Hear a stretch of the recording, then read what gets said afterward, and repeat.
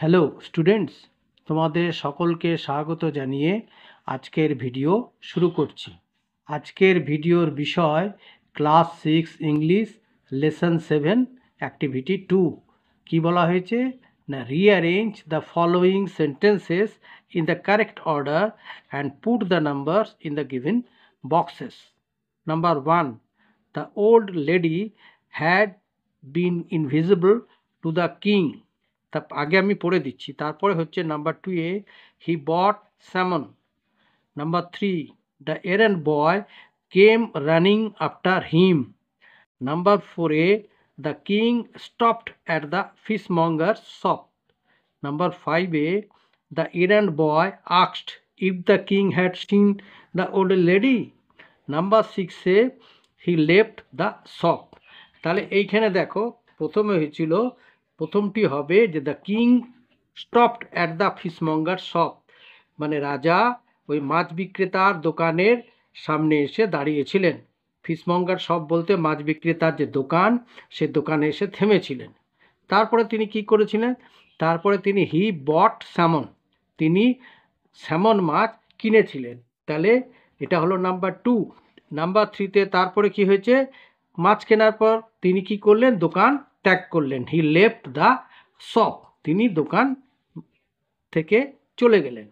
তারপরে নাম্বার 4-এ কি আছে, চলে যাওয়ার পরে the errand boy came running after him, দোকানে ফাইফর মাছ কাটা ছেলেটি তার পেছনে পেছনে দৌড়ে এলো। এটা হচ্ছে 4 নম্বর। 5 নম্বরে কি হয়েছে, দ্য এরেন্ড বয়, সে এসে কি করলো, the errand boy asked if the king had seen the old lady, সে এসে রাজাকে জিজ্ঞেস করলো তিনি কি বৃদ্ধা মহিলাকে দেখেছিলেন। নাম্বার 6 হবে রাজা দেখেননি, তাই তিনি বললেন the old lady had been invisible to the king, তিনি বললেন যে না আমি দেখিনি, সে কেননা সে বৃদ্ধা মহিলা তার কাছে ছিল অদৃশ্য।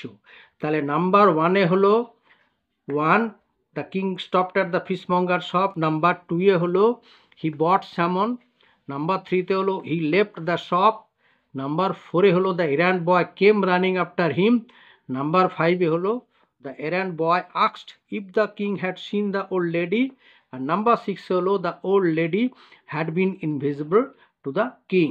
আচ্ছা, এরপরে কি বলা হয়েছে, match column A with their meanings in column B. এখানে কলাম এ আর কলাম বি দুটো কলাম বিভক্ত করে রাখা হয়েছে কতগুলো ওয়ার্ড। যেমন নাম্বার 1-এ আছে ট্রটিং, নাম্বার 2-এ আছে ইনস্ট্যান্টলি, নাম্বার 3 আছে মাদার অফ পার, আর এইখানে এতে আছে inner layer of a cell. Number B আছে ওয়াকিং স্পিডিলি, আর নাম্বার সি আছে ইমিডিয়েটলি। তাহলে দেখো এর সাথে 1-এর সাথে কোনটা ম্যাচ হবে, ট্রটিং। ট্রটিং মিন্স হচ্ছে ওয়াকিং স্পিডিলি, দ্রুত পায়ে হাঁটা। তাহলে 1-এর সাথে এই যে এই বি এর সাথে 1টা ম্যাচ হলো, বি এর সাথে এই 1টা ম্যাচ হলো। ট্রটিং মিন্স ওয়াকিং স্পিডিলি। ইনস্ট্যান্টলি এই 2-এর সাথে কোনটা ম্যাচ হবে, এই যে সি, তাহলে ইমিডিয়েটলি। ইনস্ট্যান্টলি মানে ইমিডিয়েটলি। আর মাদার অফ পার্ল 3-এর সাথে ম্যাচ হবে inner layer of a cell. ঠিক আছে, আচ্ছা।